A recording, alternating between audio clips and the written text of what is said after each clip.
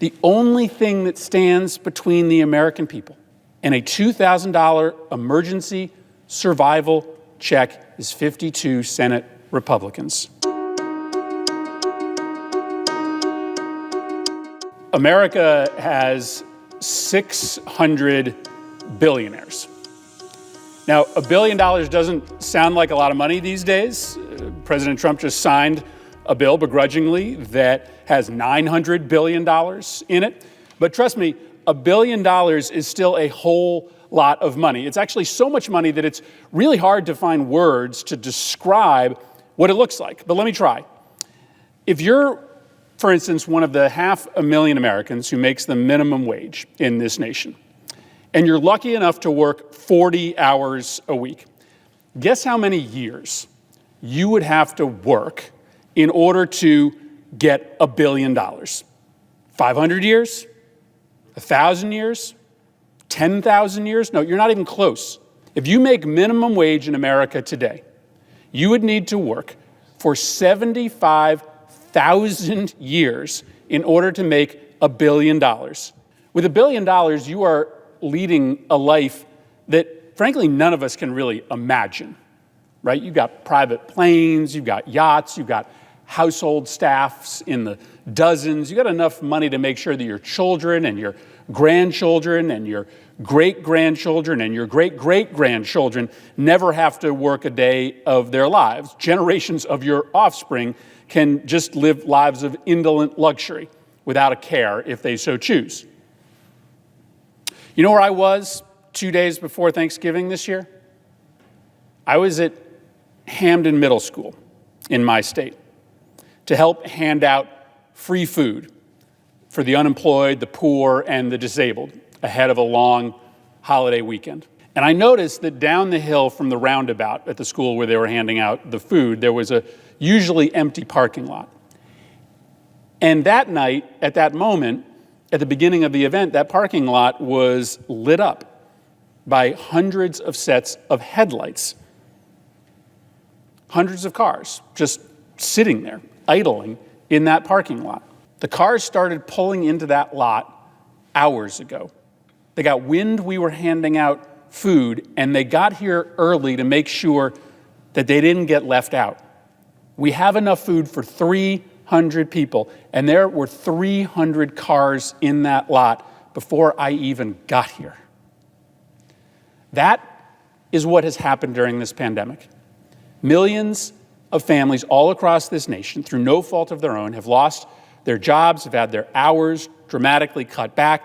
They had no savings because work doesn't pay in this country anymore. They spent everything they earned each month. And so when the economy collapsed virtually overnight in the spring, they got desperate really fast. That's the reality of this pandemic. But here's another reality.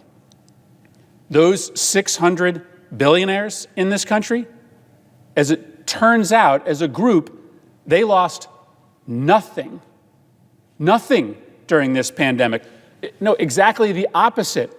They got richer. The richest 600 Americans gained $1 trillion over the course of 2020. 600 people in a country of 328 million isn't a lot of people. But you know what's a smaller number than 600? 52. There are 52 Republicans in this chamber. 52 people who are going to have a decision to make about what to do in a country where millions are literally starving as we speak, while 600 billionaires count the $1 trillion in additional wealth that they have accumulated during this period of national calamity. The question before these 52 Senate Republicans is simple. It's simple. Should we give $2,000 to low and middle income Americans right now to help them survive this crisis? We can vote on the House bill today, like in a matter of hours, if Senate Republicans agree. Now, a lot of Republicans are saying they object to the payments because it costs too much and it's going to add too much to the deficit. Well, frankly, spare me the fake righteous indignation about the deficit all of a sudden. 3 years ago, these same deficit hawk Republicans passed a tax cut bill that before the pandemic hit had already added over $200 billion to the annual deficit. There isn't a good reason to oppose giving Americans who aren't billionaires a measly $2,000 check to help them put food on the table for their kids in the middle of this once-in-a-lifetime crisis. There isn't a good reason to choose to make moms and dads all across this country decide which 2 meals they'll feed their kids each day, because 3 meals is not an option. $2,000 doesn't put dinner on the table every night, but man, going to bed hungry when you're 11, it sucks. And even dealing with it every other night instead of every single night, no kid is going to turn that down. There are 52 of you.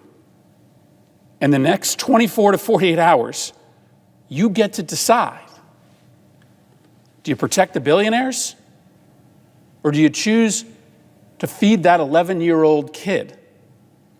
The only thing that stands between the American people and a $2,000 emergency survival check is 52 Senate Republicans. Some things in Washington aren't that simple, but this is.